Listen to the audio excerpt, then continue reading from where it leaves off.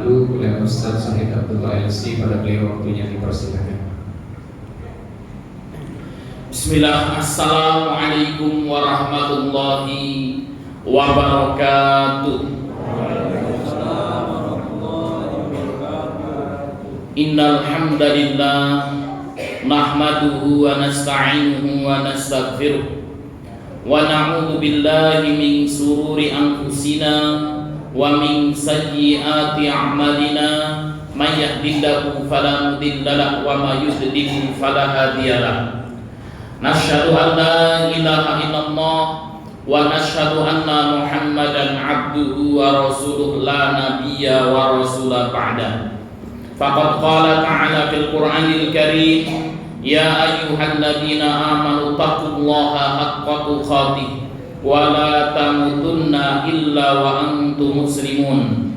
Wa qala nabiyyuna Muhammad sallallahu alaihi wasallam fil hadits asy-syarif, man yuridillahu bihi khairan yufaqihu fid din wa man salaka tariqan yaltamisu bihi ilman sahalallahu bihi tariqan ilal jannah. Amma ba'd. Bapak Ibu jamaah Masjid Al-Hikmah yang dimuliakan Allah Subhanahu wa taala, puji syukur senantiasa kita aturkan atas kehadirat Allah yang telah memberikan kepada kita banyak sekali nikmat dan hidayahnya, baik itu nikmat iman, Islam, dan juga nikmat kesehatan, sehingga pada kesempatan malam hari ini kita bisa melanjutkan kajian kita. Sholawat dan salam semoga senantiasa tercurahkan kepada junjungan Nabi besar kita Muhammad sallallahu alaihi wasallam beserta keluarganya, para sahabatnya, para tabi'in, tabi'ut tabi'in, dan seluruh pengikutnya yang senantiasa mengikuti jejak dan risalah beliau sampai yaumul kiamah. Baik Bapak Ibu yang dimuliakan Allah Subhanahu wa taala, ya kita lanjutkan kajian hadis arba'in, masuk kepada hadis yang ke-15, ya, akhlak seorang mukmin atau 3 karakteristik orang yang beriman. Saya akan bacakan hadisnya terlebih dahulu Bapak Ibu yang dimuliakan Allah, sebuah hadis yang cukup menarik untuk kita bahas. An Abi Hurairah radhiyallahu taala anhu anna Rasulullah sallallahu alaihi wasallam qala, man kana yu'minu billahi wal yawmil akhir falyaqul khairan aw liyasmut, wa man kana yu'minu billahi wal yawmil akhir falyukrim jarahu, wa man kana yu'minu billahi wal yawmil akhir falyukrim dhaifahu. Rawahu Bukhari wa Muslim. Dari Abu Hurairah radhiyallahu anhu, Rasul sallallahu alaihi wasallam bersabda, barang siapa yang beriman kepada Allah dan hari akhir, hendaklah ia berkata yang baik atau diam. Barang siapa yang beriman kepada Allah dan hari akhir, hendaklah ia memuliakan tetangganya. Barang siapa yang beriman kepada Allah dan hari akhir, hendaklah ia memuliakan tamunya. Hadis yang diriwayatkan oleh Bukhari dan Muslim, dan ini merupakan hadis yang sahih, makbul, dan bisa diterima dan bisa kita amalkan.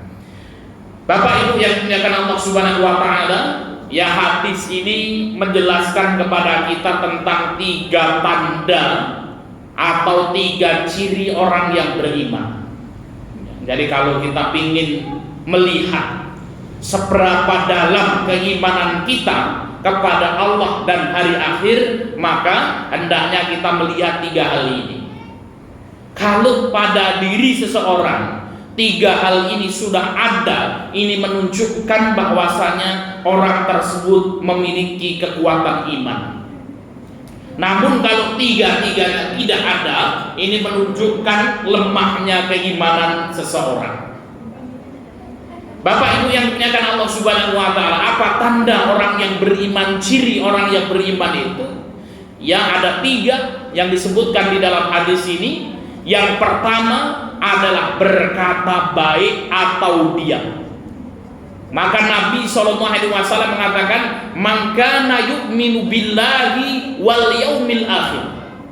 Barang siapa yang beriman kepada Allah Subhanahu wa taala dan beriman kepada hari akhir, beriman kepada akhirat, beriman kepada surga dan neraka, beriman dengan kiamat, ya, falyakul khairan, hendaknya orang tersebut berkata-kata yang baik.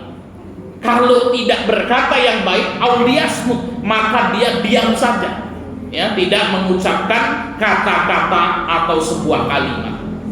Bapak Ibu yang dimuliakan Allah Subhanahu wa taala, seberapa pentingkah, ya, seseorang dalam menjaga perkataannya atau dalam menjaga lisannya.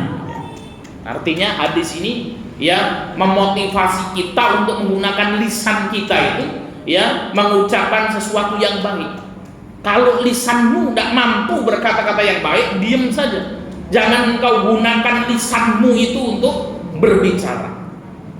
Bapak Ibu yang dimuliakan Allah Subhanahu wa taala, tadi apa? Man kana yu'minu billahi wal yaumil akhir falyaqul khairan aw liyasmut. Ini sebenarnya pembahasan tentang lisan. Kenapa? Ya, lisan itulah yang berkata-kata. Pepatah itu mengatakan apa? Lisan tidak bertulang namun lebih tajam daripada pedang, ya. Karena luar biasa sekali, ya, efek atau dampak dari lisan kita. Lisan seseorang itu dapat mendatangkan ridho dari Allah Subhanahu wa taala, sehingga dapat membawa, ya, pemiliknya menuju surganya Allah.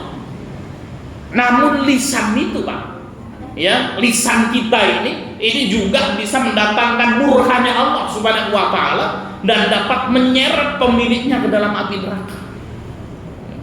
Jadi hati-hati dengan lisan yang tidak bertulang ini. Panjangnya hanya beberapa sentimeter saja, namun dampaknya begitu luar biasa. Yang menjadi pertanyaan sekarang, ya, kapan lisan itu dapat mendatangkan keridhaan Allah Subhanahu wa taala? Ya, jawabannya adalah apa? Apabila kita mampu menjaga lisan kita dengan baik. Ya, maka Nabi SAW bersabda dalam hadis yang diriwayatkan oleh Imam Bukhari. Ini hadisnya sahih, Bapak Ibu yang dimuliakan Allah. Apa kata Nabi SAW? Man, barang siapa yang manali, barang siapa menjamin untukku, ma baina lihyaihi, ya, menjamin untukku, ya, apa yang ada di antara dua jenggot, yaitu jenggot kumis sama jenggot yang ada di bawah ini, artinya mulut. Kata Nabi SAW, barang siapa yang mampu, ya, menjaga untukku mulutnya, wa ma baina rijlaihi, ya, dan mampu menjaga sesuatu yang ada berada di antara dua kakinya, yaitu menjaga kemaluannya. Ya, apa kata Rasulullah SAW? Barang siapa sopo wonge mampu menjaga dua hal, pertama lisannya dan yang kedua kemaluannya. Apa kata Nabi SAW? Adman lahul jannata, maka aku menjamin surga untuknya. Luar biasa sekali, Bapak Ibu yang dimuliakan Allah Subhanahu wa taala. Jadi apa? Jalan masuk surga itu banyak. Mungkin ada orang yang sholat tahajudnya itu tidak rajin, sholat sunnahnya itu tidak sehebat kita, Pak. Namun ini orang tersebut apa? Mampu menjaga mulutnya, mampu menjaga lisannya dengan baik, mampu menjaga kemaluannya dengan baik, sehingga apa? Orang tersebut mendapatkan surganya Allah Subhanahu wa taala. Ya. Nah, ini saya tanya, Pak. Ya, pertama menjaga mulut ini, Ibu-ibu. Menjaga mulut itu mudah atau susah, Ibu-ibu? Susah, kata Bu. Jujur, alhamdulillah kan ya. Susah, Pak Ustaz, menjaga mulut itu. Ya.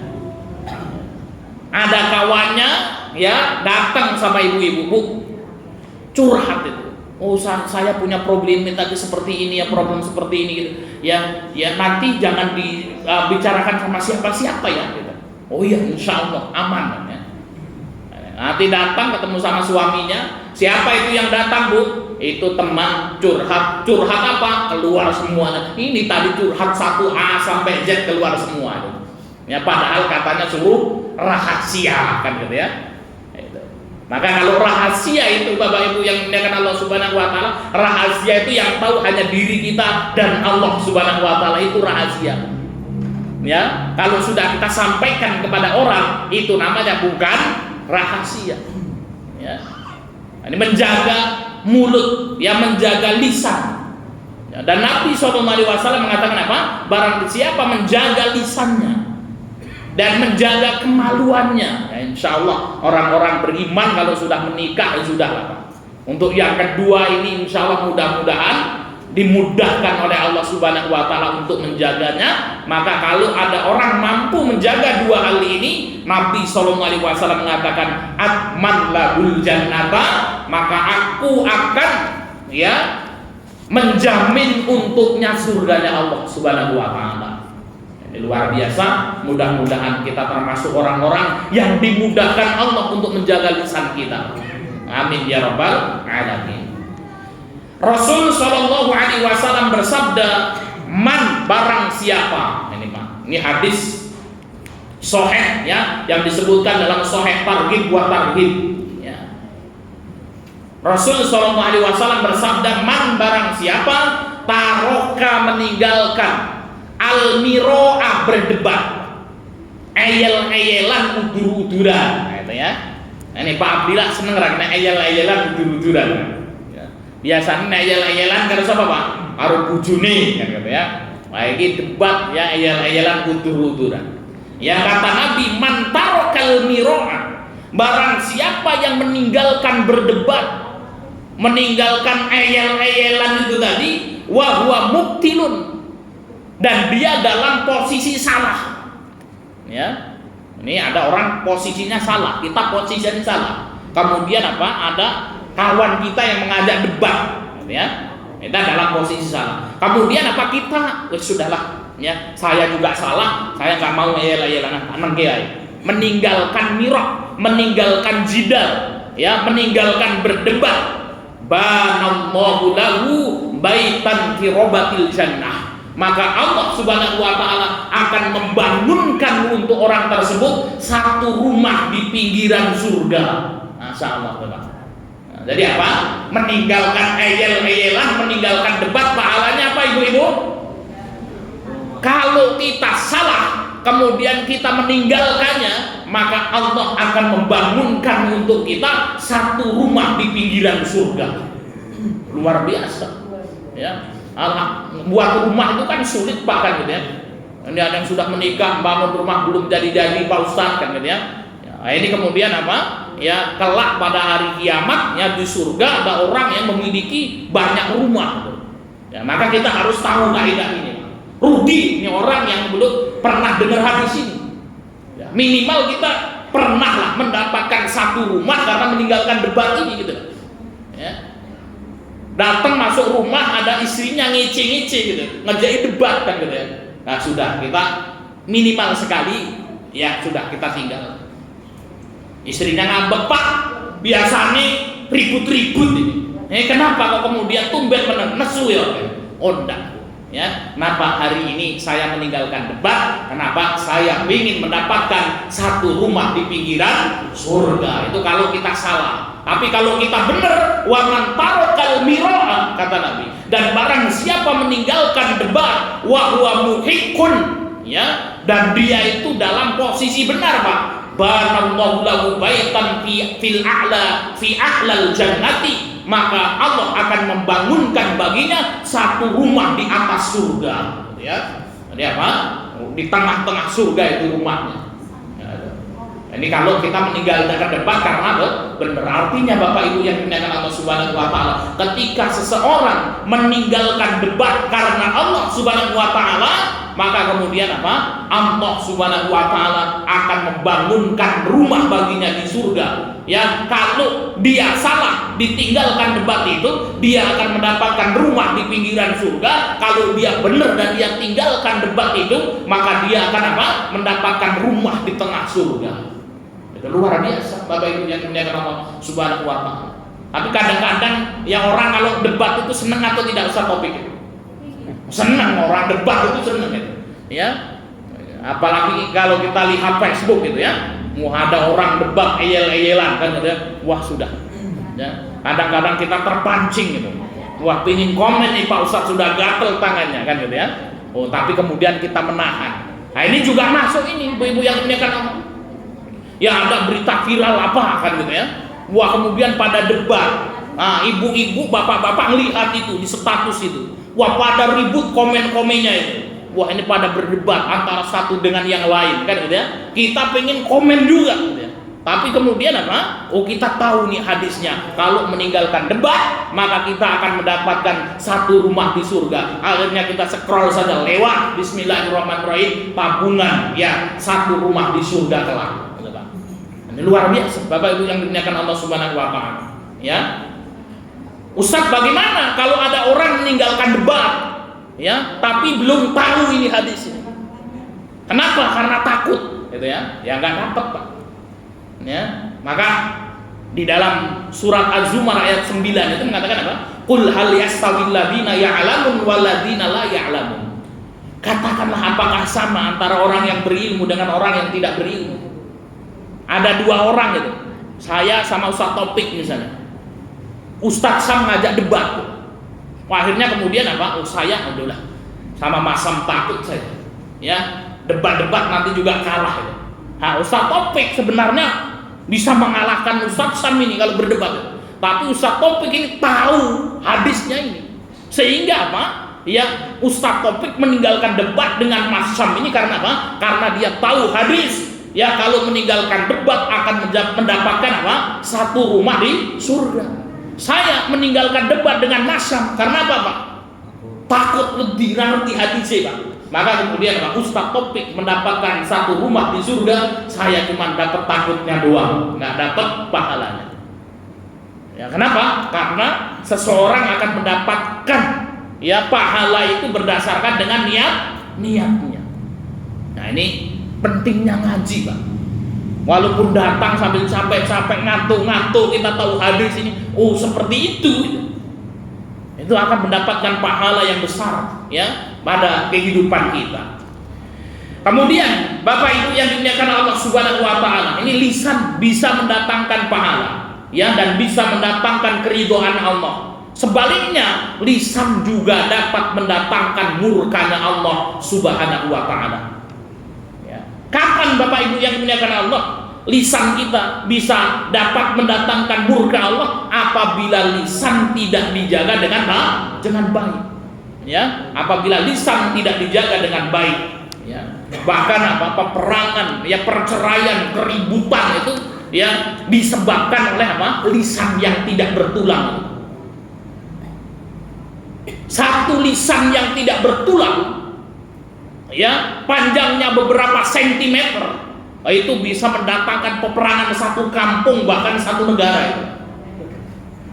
Tuh, ini betul. Ini sebelum kita bahas hadisnya, saya cuplik kisah yang diangkat oleh Imam Adz-Dzahabi dalam kitab Al-Kabair.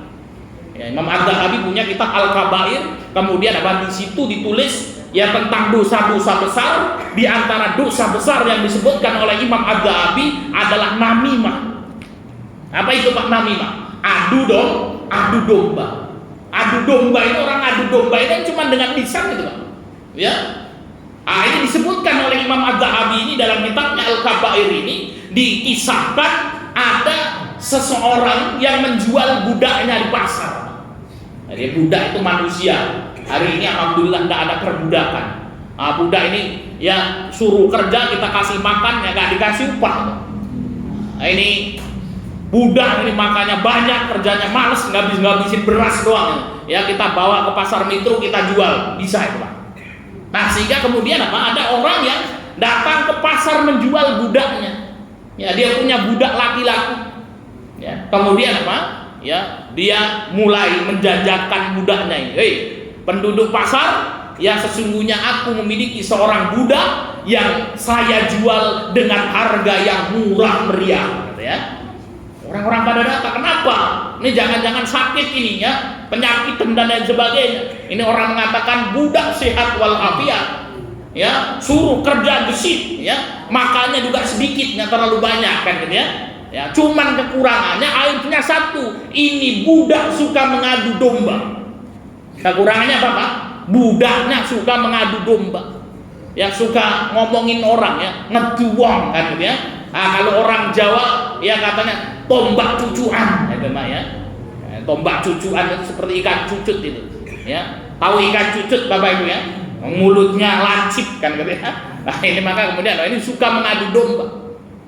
Sehingga kemudian ada orang yang tertarik dengan budak ini, sudah. Cuman mengadu domba doang. Yang penting kerjaan beres gitu ya. Akhirnya dibeli Pak ini budak. Dibeli dengan harga yang murah, dibawa pulang ke rumahnya. Setelah dibawa pulang ke rumahnya, beberapa hari akhirnya si budak ini membuat fitnah, membuat ulah. Datanglah budak ini kepada istri tuanya. Nah ini ya, ada majikan perempuannya datang. Ya Sayyidah gitu ya. Kamu tahu nggak? Kalau suamimu itu sudah nggak cinta lagi sama inti, gitu ya. Suamimu sudah nggak seneng lagi, nggak cinta lagi sama kamu, ya. Masa sih? Gitu. Oh iya, dia cinta tuh sama saya, gitu ya. Nah, itu. Dan tahu nggak suamimu itu, ya bentar lagi mau nikah lagi, ya. Kamu akan dicampakkan, kamu akan ditinggalkan. Wah, ini gimana kira-kira ibu-ibu? Ya kalau ada orang yang datang kepada ibu memberikan informasi, Bu, ya suami ibu sudah tidak cinta lagi sama ibu, besok suami ibu mau nikah lagi, nggak ngomong-ngomong lagi sama ibu, gimana Bu? Marah atau santai saja? Marah pasti kan gitu ya. Wah ini Pak Ustadz ini kurang ajar ini kan gitu ya. Nah, maka kemudian budak ini mengatakan, wahai tuanku, kalau engkau pengen menggagalkan agar suamimu itu tidak jadi nikah lagi, maka ya nanti malam cukurlah jenggotnya yang panjang itu. Pak ya. Kenapa? Karena bagi orang Arab jenggot itu kebanggaan Pak. Jenggotnya panjang laki-laki gitu ya. Kalau nggak ada jenggotnya tipis seperti saya ini, itu ya perempuan ini gitu ya. Sehingga kemudian apa? Ya nanti malam ya engkau cukur jenggot suamimu itu, agar besok kalau mau nikah ya calon istrinya tidak mau gitu. Nggak ada jenggotnya ini kan gitu ya, nggak keren gitu Pak ya. Nah sehingga kemudian apa? Betul Pak, malam harinya ya istrinya itu menyiapkan pisau yang sangat tajam. Ya untuk apa Pak? Mencukur jenggot suaminya. Nanti bisa dilihat di kitab Al-Khabair ya. Ini untuk mencukur jenggot suaminya itu, ya, supaya kemudian apa? Bersih gitu ya, nggak jadi nikah itu Pak. Saking cintanya sama suami itu kan ya, saking cintanya sama suami, ya nggak mau dia diduakan, dimadu kan gitu ya. Ya, kemudian apa? Setelah datang kepada istrinya, si budak datang kepada yang laki-laki. Pak, kan ya, tahu kabar enggak? Kabar apa? Bapak ini, istri bapak itu nggak suka lagi sama bapak. Bahkan istri bapak itu sudah selingkuh diam-diam, gitu ya. Ya. Dan tahu nggak Pak? Ini ya suami istri bapak itu yang sudah selingkuh sama laki-laki lain, ya. Istrinya sudah selingkuh sama laki-laki lain. Kemudian tahu nggak Pak? Ya, istri bapak ini sudah bersekongkol ya sama kekasih gelapnya itu, ingin menyingkirkan bapak. Nanti bapak akan dibunuh. Nah, itu kan ya. Kemudian istri bapak akan menikah dengan selingkuhannya itu, dikuasai semua ini hartanya. Yang bener kamu kalau ngomong, bener. Kalau nggak percaya Pak, nanti malam bapak lihat istri bapak itu akan merencanakan pembunuhan. Ya, nanti malam istri bapak akan membawa senjata tajam. Ya, tapi nanti kalau betul-betul membawa senjata tajam berarti bapak mau dibunuh gitu. Malam Pak datang, suaminya apa yang dilakukan di kamar itu sambil menunggu-nunggu itu. Ya istri bawa senjata atau tidak? Ya, si istri masuk ke kamar bagaimana Pak? Menunggu-nunggu suaminya supaya suaminya cepat tidur, mau dicukur jenggotnya supaya tidak nikah lagi. Akhirnya suaminya pura-pura tidur. Istrinya datang bawa pisau yang tajam itu, ketika mau dipegang sininya sama suaminya dikira dia mau disembelih, Pak. Akhirnya kemudian apa? Ya dilempar tangannya, ya kemudian suaminya berdiri dan disebutkan dalam kisah ini disembelih istrinya, mati. Ya, ketika mati ini istrinya, ya kemudian apa? Keluarganya ada yang melihat ribut gaduh, keluarga istri ini tidak terima, maka dibunuhlah laki-laki. Mati suaminya. Ya, ketika suaminya ini mati, kobilahnya, ya, kan ada kobilah di sana, Pak. Ya, di Arab itu ada kobilah. Maka kelompok kobilah suaminya tidak terima. Karena kenapa? Dibunuh. Maka perang antar kobilah, perang antar saudara. Jadi keributan. Gara-gara apa? Satu orang yang memfitnah, satu lidah yang tidak bertulang itu tadi. Ini luar biasa, Bapak Ibu yang dimuliakan Allah Subhanahu wa Ta'ala. Maka lidah itu bisa mendatangkan murkanya Allah Subhanahu wa Ta'ala apabila kita tidak menjaga lidah kita dengan baik. Kerukunan rumah tangga tak bisa hancur gara-gara apa? Lidah. Dan ini terjadi, Bapak Ibu yang dimuliakan Allah Subhanahu wa Ta'ala. Ada seorang yang menikah suami istri. Ya karena pertama menikah gitu Pak. Itu kan kemudian apa? Hidupnya itu biasanya masih merintis. Tinggallah di sebuah rumah yang sempit gitu ya. Hidup bahagia Pak. Makan sambal goreng, sambal terasi, tempe oncom, dibakar campur kecap pun jadi gitu ya. Ya menikmati masa-masa indah kan gitu ya. Kawannya datang untuk berkunjung gitu Pak ya. Nah, ketika berkunjung minum ya. Oh, rumahmu kok sempit gini ya? Nah, gitu ya. Ya, rumahmu kok sempit seperti ini? Ini harusnya kalau lebar gini. Pulang, Pak. Marah itu perempuan itu. Mas, ya katanya rumah kita ada sempit, ya. Yang tadinya rumahnya walaupun sempit menjadi lebar gara-gara lisan itu tadi, maka kemudian apa? Yang sempit menjadi nambah sempit beneran. Ibu-ibu arisan bisa, oh keliling pengajiannya ke tempat fulana kan gitu ya. Oh tempat Bu fulana gitu ya. Sampai sana ya ada mobil bagus fulana gitu ya, mobilnya masya Allah kan gitu ya. Itu kalau punya mobil gitu Yumu itu mahal itu harganya gitu ya. Yang tadinya ya pergi kemana-mana boncengan motor odong sama suami bahagia ya serasa dunia milik mereka berdua gitu. Ya karena gara-gara lisan gitu ya. Kalau pakai mobil itu enak, itu motor itu sudah jadi tidak enak lagi Pak. Ya. Dan banyak terjadi Bapak Ibu yang dimuliakan Allah Subhanahu wa Ta'ala, pertengkaran rumah tangga ini dikarenakan lisan Bapak Ibu yang dimuliakan Allah. Maka hati-hati dengan lisan. Ya. Maka Nabi SAW bersabda, innal abda, sesungguhnya seorang hamba la yatakallamu bil kalimati. Ya, la yatakallamu itu betul-betul mengucapkan suatu perkataan yang zilu biha finnar, ya, dengan perkataannya itu ya menjerumuskan dirinya itu ke dalam api neraka. Tadi apa? Ada orang yang masuk neraka itu gara-gara perkataan Bapak Ibu yang dimuliakan. Ya, ada orang yang masuk neraka gara-gara perkataan, gara-gara lisannya itu. Ab'ad ma bainal masyriqi wal maghrib, dan dia dimasukkan ke dalam neraka yang dalamnya itu apa? Sejauh timur dan barat. Ya, na'udzubillah min dzalik. Ya, lisan ini berbahaya sekali Bapak Ibu yang dimuliakan Allah Subhanahu wa Ta'ala. Bahkan lisan ini juga apa? Bisa menjadi sebab azab kubur Bapak Ibu. Wah itu. Kita berlindung betul lah dari lisan ini, ya, bahkan lisan itu bisa mendatangkan azab kubur. Hadisnya sahih riwayat Imam Muslim.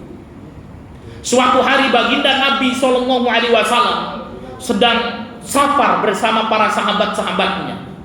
Kemudian Nabi SAW melewati ya kuburan, ya melewati 2 kuburan dalam riwayat. Kemudian Rasul SAW bersabda, innahumma la yu'adzabani. Wahai sahabat-sahabatku, sesungguhnya 2 kuburan itu penghuninya sedang disiksa oleh Allah Subhanahu wa Ta'ala. Wa la yu'adzabani fi kabir. Keduanya itu Disiksa di dalam kubur itu bukan karena sesuatu yang besar, disiksa karena sesuatu yang remeh, Bapak Ibu yang dimuliakan Allah Subhanahu wa taala. Rasul mengatakan, fa'ammal awal, adapun kuburan yang pertama itu penghuninya disiksa, fakana la yastanzih min baulihi, karena dulu ketika ia hidup di dunia dia kencing tidak cebok, Bapak Ibu. Apa? Bapak Ibu yang dimuliakan Allah Subhanahu wa taala, nguyuh ora cewek gitu ya. Itu. Biasanya yang kencing tidak cebok bapak-bapak atau ibu-ibu. Loro-loro nih bapak-bapak. Kalau ibu-ibu is golek, Pak, nyari tempat. Bapak-bapak malam-malam habis nonton wayang kulit gitu ya. Pengen pipis sudah ngutur di bawah pohon pisang tuh, Pak. Habis itu sudah pergi. Right? Ya. Nah, kita pernah perjalanan ya dari Bandar Lampung ke Jakarta naik travel. Ya. Subuh tiba itu masih jalan terus ya. Saya sampai sholat di mobil. Habis itu tinggal saya satu doang. Ya, tahu-tahu sopirnya mepet ya, berhenti di jalan ya. Kemudian habis itu pintunya dibuka, ngutur ya di bawah ban itu, Pak. Sambil berdiri banyak dikencingin sama dia. Ya, habis itu naik lagi tidak cebok. Wah itu ya, ini simple banget gitu. Ternyata Bapak Ibu yang dimuliakan Allah Subhanahu wa taala, air kencing itu bisa menjadi sebab azab kubur. Maka baginda Nabi SAW mengatakan apa? Ya, sesungguhnya kebanyakan yang menjadikan seorang mendapatkan azab kubur adalah min baulihi, dari kencingnya itu. Maka hati-hati, jangan sampai melepret-lepret, Pak, kalau kemudian kencing itu kan gitu ya. Apalagi kudulanan, ngutur-ngutur gitu kan ya. Nah, itu kan banyak, Pak. Yang kita lewat jalan itu biasanya, Pak ya. Ya ada air muter-muter gini kan itu. Apa itu? Orang kencing di jalan ya, dibuatin kayak itu jejak kan gitu ya. Nah, ini kurang ajar ini, Pak ya. Ya, ini Bapak, air kencing itu Bapak Ibu yang dimuliakan Allah Subhanahu wa taala, yang sampai menetes ke baju kita. Nah, itu bisa menyebabkan azab kubur. Ya. Maka ada sahabat Sa'ad bin Mu'adz. Itu yang kemudian ngeri, Bapak Ibu yang dimuliakan Allah Subhanahu wa taala. Ya, sahabat Sa'ad bin Mu'adz itu sahabat yang solehnya luar biasa. Habis waktunya kemudian apa? Untuk berjihad di jalan ya Allah Subhanahu wa taala, menemani Rasul sallallahu alaihi wasallam. Ya. Nah, tatkala Sa'ad bin Mu'adz ini meninggal dunia, Arsy Ar-Rahman itu ya tempat Allah Subhanahu wa taala bersemayam itu berguncang, Bapak Ibu. Kenapa? Karena kematian Sa'ad bin Mu'adz ini. Dan rohnya Bapak Ibu yang dimuliakan Allah itu disebutkan dalam riwayat itu disambut oleh 70.000 malaikat yang mulia. Luar biasa. Ya, rohnya itu ketika naik ke atas langit disambut oleh 70.000 malaikat yang mulia. Dan Rasul SAW mengatakan apa? Sungguh sapu tangan Sa'ad bin Mu'adz di surga khairu minad dunya wa ma fiha, itu lebih baik daripada dunia dan seisinya. Sapu tangannya, Pak. Jadi orangnya belum di surga, sapu tangannya sudah masuk surga. Kita ini apa yang sudah masuk surga, Pak? Ya belum ada jaminan, kan gitu ya. Nah, ketika naik ke langit ruhnya, dibalikkan ke bumi, maka kemudian apa? Tiba-tiba dihimpit Sa'ad bin Mu'adz ini apa? Dengan bumi, sampai disebutkan ya di dalam sabda Nabi SAW, beliau mengatakan laqad damma sahibukum dammatan, sungguh saudaramu itu, kata Nabi SAW, telah dihimpit oleh bumi dengan satu kali himpitan. Dalam riwayat yang lain disebutkan bumi telah menghimpitnya sampai tulang-tulang rusuknya saling bersilang. Kemudian Ibunda Aisyah radhiyallahu anha mengatakan apa? Kalau seandainya ada orang yang bisa selamat dari azab kubur itu, niscaya Sa'ad bin Mu'adz akan selamat darinya. Kemudian dibalikkan lagi, cuman sekali saja. Diteliti oleh sahabatnya, kenapa ini? Kok sampai kemudian Sa'ad ibnu Mu'adz ini mendapatkan azab kubur ini? Nah, kemudian setelah diteliti, ada orang yang pernah lihat, sungguh Sa'ad ibnu Mu'adz pernah sekali dalam safarnya kencing tidak cebok, Pak. Pernah sekali dalam safarnya kencing tidak cebok. Kita ingat-ingat berapa kali kita kencing tidak cebok, Bapak-bapak. ya maka bertobat kepada Allah Subhanahu wa taala, kan gitu ya. Ya, dan bagaimana dengan tobatnya besok kalau cebok itu resik isi temenan, Pak. Baik sih rinsu, gosok kan gitu ya. Ya nah, seperti itu kan gitu ya. Ya artinya kemudian bahwa kita bersihkan sungguh-sungguh bertobat kepada Allah Subhanahu wa taala. Kemudian Rasul mengatakan apa? Sungguh kebanyakan azab kubur itu karena kencing tadi. Nah, ini kita malah bahas kencing banyak itu, tapi nggak apa-apa. Mumpung kita ingat kan ya. Kemudian wa amal akhir kata Nabi sallallahu alaihi wasallam, adapun kuburan yang kedua ini ya, dia diazab di dalam kuburnya fakana yamshi binamimah, karena kemudian apa? Orang tersebut itu ketika hidupnya suka mengadu domba. Datang ke sana ngomongin ya, kata fulan kamu ini seperti ini, kata fulan kamu seperti ini ya, fakana yamshi binamimatin. Nah ini hati-hati mengadu domba. Termasuk adu domba adalah apa? Yang menyebarkan berita hoax. Nah, itu ya, itu namimah, Bapak Ibu yang dimuliakan Allah Subhanahu wa taala. Ya, maka kalau ada berita yang aneh-aneh jangan seneng, ini heboh ini. Grup kok sepi banget nih, ya grup Al-Hikmah ini. Kasihlah berita-berita hoax biar rame kan gitu ya. Wah, itu maka hati-hati nih Bapak Ibu yang dimuliakan Allah Subhanahu wa taala. Yang namimah, mengadu domba. Itu bisa apa? Menyebabkan azab kubur. Ya, ketika meninggal dunia dimasukkan ke dalam neraka. Baik Bapak Ibu yang dimuliakan Allah Subhanahu wa taala. Ya, disebutkan di dalam hadis yang masyhur tentang orang-orang yang diazab dalam alam barzakh. Di antaranya adalah tentang orang yang mulutnya dirobek sampai ke belakang. Ya, ini ya ada di alam barzakh ini Bapak Ibu yang dimuliakan Allah, orang itu apa? Mulutnya disobek. Ya dari depan sampai belakang ya. Kemudian dikembalikan lagi, balik lagi, disobek balik lagi, disobek balik lagi. Setelah itu dirobek lagi dan sembuh lagi, terus menerus sampai hari kiamat tiba. Ya, kita bayangkan kena pisau aja bagaimana sakitnya. Ini mulut dirobek-robek, balik lagi ya, sampai datangnya hari kiamat. Ketika Nabi Muhammad SAW bertanya, ya siapa itu? Ini hadisnya riwayat Bukhari, Bapak Ibu ya. Ini hadisnya riwayat Bukhari. Ya Rasul SAW ketika mengatakan siapa itu? Wahai malaikat, ya kenapa kok kemudian apa? Begitu dahsyat itu siksaannya? Maka dikatakan kepada beliau, amal ladzi ra'aitahu yushakku sidquhu. Ya, wahai Nabi Muhammad SAW. Sedangkan orang yang kau lihat dirobek rahangnya, dirobek mulutnya, fakadzabun yuhaditsu bil kadbati, yaitu seorang pendusta yang membuat isu-isu dusta. Suka buat apa Pak? Berita-berita hoax, gitu ya. Buat isu-isu berita biar rame. Fatuhmalu anhu hatta tablughal afaq, sehingga kemudian apa? Berita bohong itu menyebar sampai ke seluruh dunia. Ya hati-hati Bapak Ibu yang dimuliakan Allah Subhanahu wa taala. Ya, ini ya hadis riwayat Bukhari. Yang kemudian apa? Ini menjadi perhatian khusus bagi kita. Jangan suka kemudian menyebar berita-berita yang asal usulnya tidak jelas. Ya. Bahkan ada apa namanya ya tayangannya itu ya terkait dengan hal ini.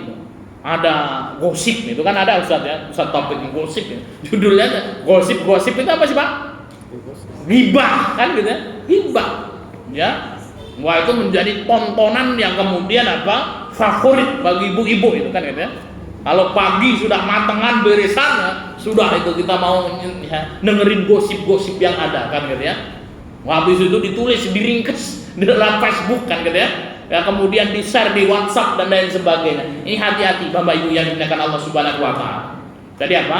Ya sangat bahaya sekali kalau kemudian apa ada berita-berita hoax yang kemudian apa kita share. Bahkan ada undang-undangnya tempat kita itu. Ya. Ya, undang-undang IT gitu ya. Yang sehingga kemudian apa nanti ada pidananya itu Bapak Ibu yang dimuliakan Allah Subhanahu wa taala. Apalagi hari ini Masya Allah ya ada ya teknologi yang sangat luar biasa. Dengan teknologi hari ini ya kita bisa membuat orang diubah menjadi apa kan? Ada jualan apa nanti yang muncul Ustadz Abi Hidayah jualan obat kan kata Pak ya. Nah itu ya. Nah itu bisa dibuat-buat. Apa itu Ustaz namanya? AI itu ya, itu bisa dibuat. Ustaz samanya bisa itu. Ya foto orang buat mirip, suaranya persis kayak gitu. Ya. Nanti jualan obat panulah, kadas, kurak dan lain sebagainya gitu ya. Yang muncul itu artis-artis seperti itu. Nah, ini teknologi hari ini Bapak Ibu yang dimuliakan Allah Subhanahu wa taala. Maka Rasul, kita lanjutkan sebentar. Rasul sallallahu alaihi wasallam bersabda, "Salamatul insani fi hifdzi lisan." Sesungguhnya keselamatan manusia tergantung pada kemampuannya dalam menjaga lisan. Diriwayatkan ya oleh Ahmad, Rasul sallallahu alaihi wasallam bersabda, "Alaika bituli somti." Hendaknya kau banyak ya diamnya. Fa innahu mutarridatus syaitan wa aunun laka ala amri dinika. Kata Nabi, banyak-banyaklah diam ya. Kalau kita tidak berbicara yang bermanfaat, diam, karena diam dapat menyingkirkan setan dan dapat menolongmu terhadap urusan agamamu. Hadis yang diriwayatkan Ahmad. Baik Bapak Ibu yang dimuliakan Allah Subhanahu wa taala, kesimpulan dari kajian kita pada kesempatan malam hari ini, kita membahas hadis yang ke-15, yaitu 3 karakteristik atau 3 ciri orang yang beriman. Ya, yang pertama, ya ciri orang yang beriman adalah berkata baik atau diam. Ya, maka ya seorang ketika tidak bisa berkata baik maka diam. Nah, lisan Bapak Ibu yang dimuliakan Allah bisa mendatangkan rahmat Allah, bisa mendatangkan keridhaan Allah, namun lisan juga dapat mendatangkan kemurkaan Allah. Lisan bisa mendatangkan keridhaan Allah, bisa menjadikan sebab seseorang masuk ke dalam surga ketika dijaga dengan baik, ya, mengucapkan perkataan-perkataan yang baik, tasbih, ya, zikir dan lain sebagainya. Namun lisan juga bisa menjerumuskan pelakunya ke dalam api neraka manakala tidak dijaga dengan baik, ya, digunakan untuk memfitnah, ghibah dan lain sebagainya, sehingga pelakunya terjerumus ke dalam api neraka. Kita berlindung kepada Allah Subhanahu wa taala dari bahaya lisan, dan kita memohon kepada Allah Subhanahu wa taala agar ya dimampukan kita untuk menjaga lisan kita. Baru kita bahas yang pertama, masih ada ciri-ciri seorang mukmin yang kedua, ya, yang kedua dan yang ketiga, insya Allah kita akan bahas di pertemuan yang akan datang. Demikian yang bisa kita sampaikan. Kita kembalikan ke pembawa acara. Jazakallahu khairan.